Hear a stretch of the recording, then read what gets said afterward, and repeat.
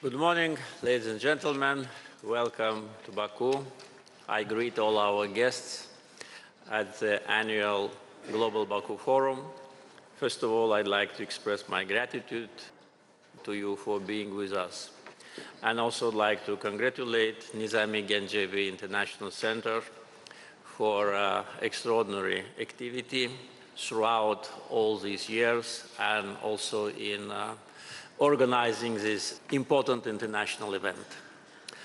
We are very proud that Global Baku Forum now is one of the leading international platforms to address important issues of global agenda.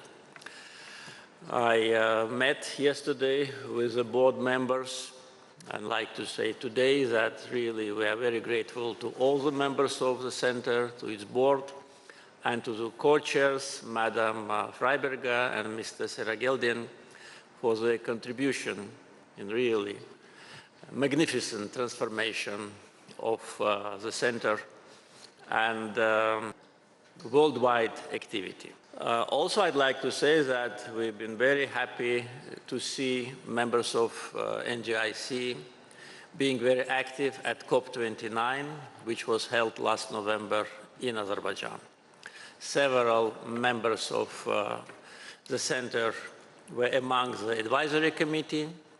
The center held 16 panel discussions, actually hosted them and organized them and participated in even more panel discussions with its pavilion. So really that was a big contribution to success of COP29.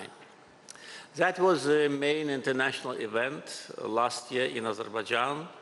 And we really were very proud that we've been selected by unanimous decision of almost 200 countries. That was a sign of respect to us, trust in us, and also appreciation of our activity on green transition. Though we are rich with fossil fuels, but our agenda is to concentrate on renewables. And today it is already fully decided that in coming years, Azerbaijan's renewable energy capacity will be almost equal to its power generation from fossil fuels. Today, installed power generation capacity in Azerbaijan is 8 gigawatt. By 2030, we will have 6.5 gigawatt of additional installed energy capacity from renewables, primarily sun and wind, and also hydro, and hydro mainly in the liberated territories of Azerbaijan. So we will almost double our today's potential, and that will allow us to be exporter of not only oil and gas, but also of green energy. These figures are absolutely realistic. They're based on already signed contracts and MOUs, and we already see the implementation of these projects. So COP29 decision to organize it in Azerbaijan also, I think, was driven by this very responsible approach of Azerbaijan towards its energy resources. Again, I'd like to underline the country which is not in shortage of energy supply. On the contrary, today Azerbaijan is providing energy security for more than a dozen of countries. 12 of them are recipients of Azerbaijani natural gas. 10 out of 12 are European countries. So it's not by chance that the European Commission called Azerbaijan reliable partner and also pan-European energy supplier. So today, oil and gas from Azerbaijan is really making a big change in energy security and strengthen actually energy security of many countries. And when we add to that our green energy sources with a new energy cable which will stretch from Azerbaijan to Europe, partly on the Black Sea.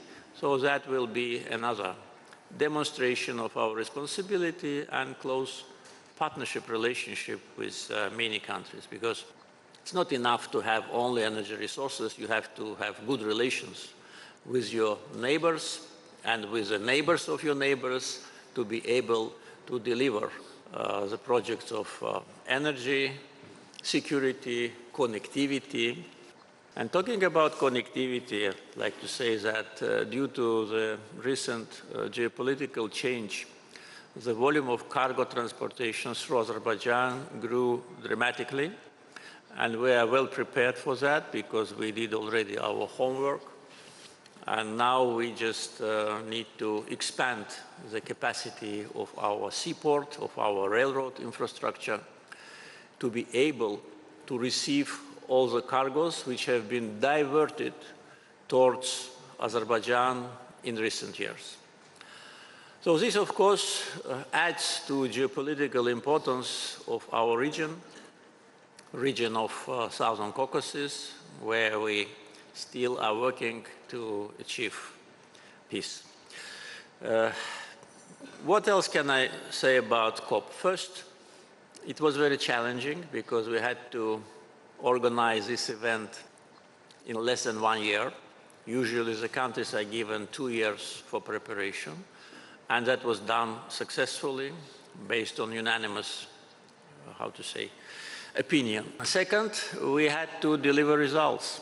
And here, our diversified foreign policy helped us because we just, for 4 years, were chairing non-aligned movement, the institution of 120 countries, and actively supported member states in different situations, including during the COVID time, providing humanitarian and financial assistance to more than 80 countries during COVID. At the same time, with active communications with European actors, we've seen our role as kind of a bridge builder between global South and global North. And I think we achieved the success because it was not easy to agree on many substantial issues during COP29. And one of the milestones, one of the achievements was consensus on Article 6 of Paris Agreement, which was a stumbling block for more than 10 years. So for more than 10 years, parties could not agree on that, but here we managed to achieve the consensus and make the carbon market functional. So this is instrumental for future development of the process. Another important achievement was that at COP29 in Baku, we managed to increase the funding for renewable energy projects from original 100 to 300 billion US dollars. Yes, we know that some countries were not fully satisfied with that. They expected even bigger increase, but I think what we managed to do to triple the financing should be properly appreciated. Therefore, COP29 in Baku is called Baku Breakthrough, and that's important legacy. Also, I'd like to say that, unfortunately, this global international event was accompanied by a campaign in some Western media, which President Trump calls fake news, and I fully agree with him, campaigned to discredit Azerbaijan, to blackmail us, to spread rumors and different disinformations. We've been accused that we are a country with oil and gas production, but before us, there have been several countries, including European, which also have oil and gas, but it was okay for these so-called media to ignore that. Azerbaijan's production of oil is 10 times less than production of Canada, just for instance. And our contribution to global gas emissions is only 0.1%. And who are the biggest contributors to global gas emissions, we know. But nevertheless, on a regular basis, sometimes more than a dozen articles daily were aimed to present Azerbaijan as a petrostate, as a country which do not deserve to have this global international event. And all that was generated from several centers, actually two. One in the US State Department, and the fake news like Washington Post, New York Times, Politico, Newsweek, Associated Press were just implementing the instructions of US State Department. Second source was Office of President of France, Mr. Macron, through their fake news media like Monde, Figaro, and others. So it was a coordinated campaign of blackmail and slander aimed at boycott of COP29. The reason, there can be different reasons, but one of them was that they could not impose their will on us. They could not change our policy aimed at full restoration of our sovereignty and territorial integrity. And they could not absorb the fact that here in the Caucasus, there is a country which follows its own national interests and do not say yes, sir, to so-called big bosses. Unfortunately, government of France went even further, advocating for many countries to boycott COP29. We have credible information from world leaders who attended COP29 and informed us about that, and from those who did not come, but conveyed the message that personally, President of France was campaigning against COP29. So this is a kind of politics which do not give credit to anyone. But regardless, we had a big representation. There have been 77,000 of registered participants, among them 70 heads of states and government from 197 countries. The only country which boycotted COP29 was Armenia. On Armenia-Azerbaijan process, we cannot and we will not forget the years of occupation and the suffering of Azerbaijani people, which was caused by Armenian occupation and aggression. And those who visit liberated territories can see the level of barbarism. So all our cities are in ruins. Now we are rebuilding them, but everything was leveled to ground.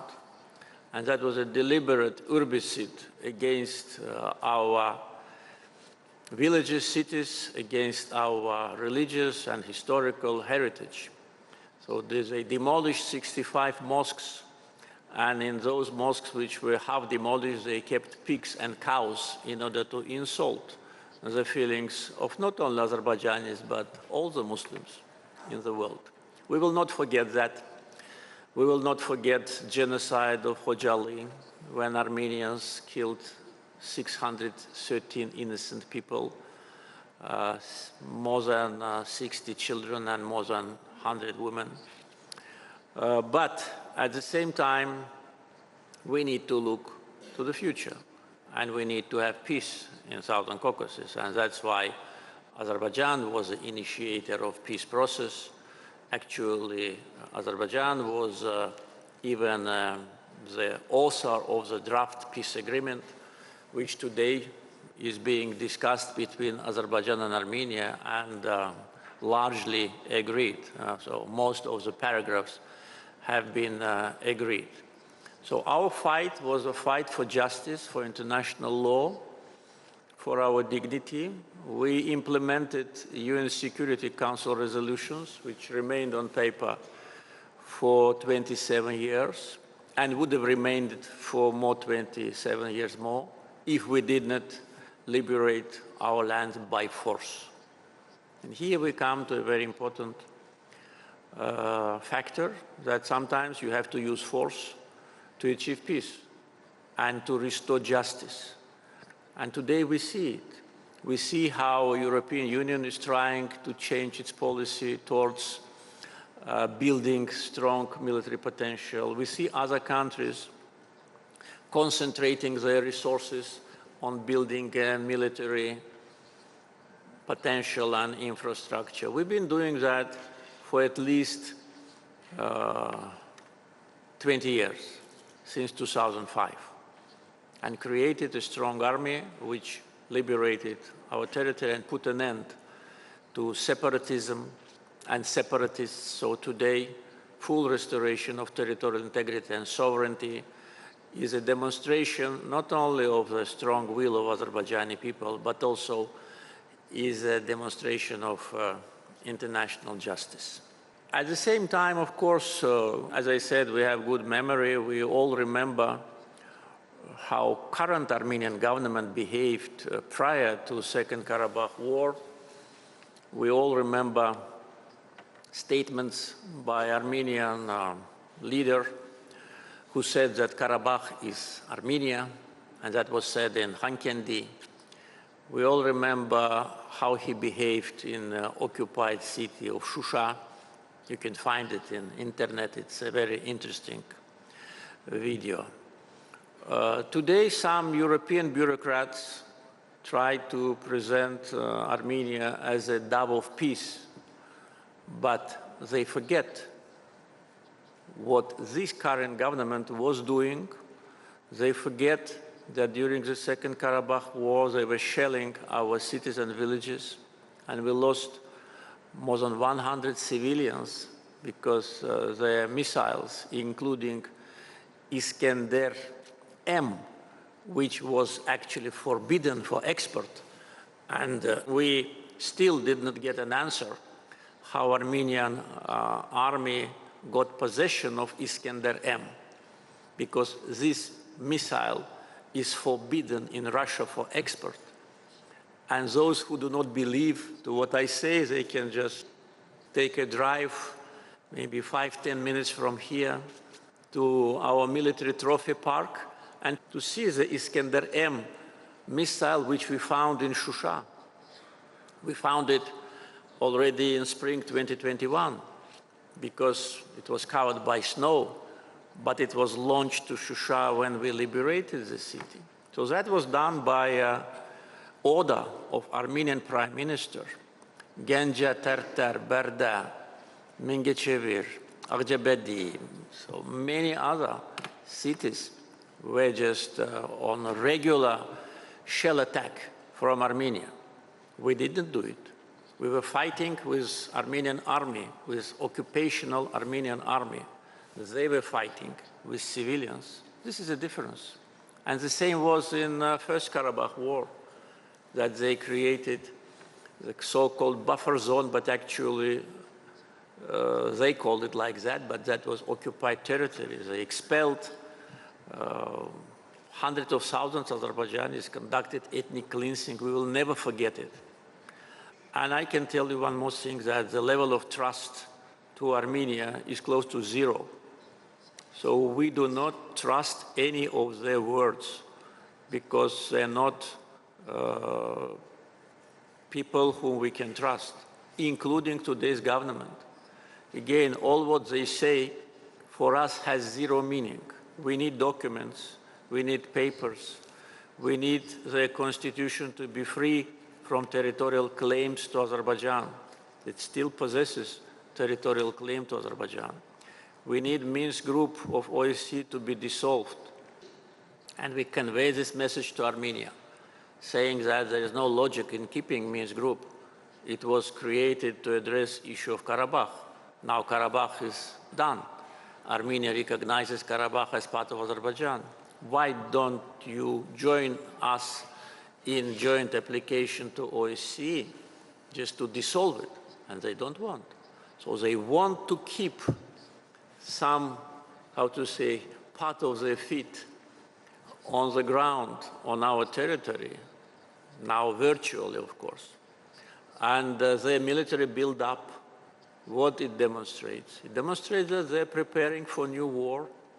And who is pushing them to war again? France and its president. Deadly weapons which they supplied to Armenia are aimed at us. Caesar howitzers, which today are needed maybe in other places, but are being sent to Armenia. So-called European monitoring mission, which actually is a reconnaissance mission of European Union, is day and night spying on our border, looking just for places where they can penetrate. And we have enough intelligence information about this so-called monitoring mission. European Peace Fund is providing millions of dollars to Armenia to weaponize it. Yes, they say they provide this money for non-lethal military installations. But first, who can check it? And second, you give them 10 million, and then another 10 million is planned to be given. So that actually allows Armenia to save money to buy weapons. And not only France is supplying deadly weapons. So why do they do it? For what they're preparing. If they want peace, there's no need for that. And many times we raise this issue with Armenian representatives and with their new bosses in Brussels, because now they changed, how to say, the big brother, and today it's Brussels. Until President Trump won, it was State Department, it was USAID, it was corrupt American politicians like Menendez, who is now facing serious problems. But Menendez should not be the last one. As they say, one swallow don't make a summer. There are many more who put Armenian money in their pocket. I can name them. Their names are known: Mr. Adam Schiff, Mr. Frank Pellone, Madam Nancy Pelosi, and many others who in decades were receiving money from Armenian diasporal organizations in the United States to attack Azerbaijan and to discredit it. So we wish President Trump success to dry out the swamp. It's not easy, but it must be done. And also, we are ready to share information with American authorities about illegal activity of USAID in Azerbaijan, how they bribed people, how they channeled financing illegally, how they violated Azerbaijani laws and regulations. Now it's time to be responsible for that, and we are ready to provide all the information in our possession. Definitely at the forum, the new geopolitical situation will be discussed, and as you can imagine from my comments, we are very enthusiastic with respect to what is happening now in America. Why? It's very simple. Because policy of Mr. Antony Blinken towards Azerbaijan actually ruined US-Azerbaijani relations, which we were building for 30 years. And we've always been a very reliable partner and friend to the United States. When they needed us, we were with them. When they needed us in Iraq, we were in Iraq with our troops. When they needed us in Afghanistan, we were one of the first non-NATO country which joined operations in Afghanistan in 2001, and we were among the last who left. But after we left, they imposed sanctions on us. And I remember it was a big frustration in Azerbaijan. I told some of the representatives, how can we trust you? So when you need us, you waive the sanctions, and when you don't need us any longer, you reimpose the sanctions. How can we build relations with you long-term? So we are very enthusiastic, first because we in Azerbaijan managed to save US-Azerbaijan relations from total collapse, despite all the efforts of US State Department. And second, that we have hopes that with the new administration, we will rebuild our strong partnership, which always was important for South Caucasus, for peace, for security, for anti-terror operations, for modern development of our region. Definitely, it will be very interesting to listen to speakers today and throughout the forum. As always, I'm sure the forum and its members will generate ideas, generate approaches, especially now when the forum takes place after this dramatic geopolitical change. I once again thank you for being with us. Thank you for accepting our invitation and wish the forum success.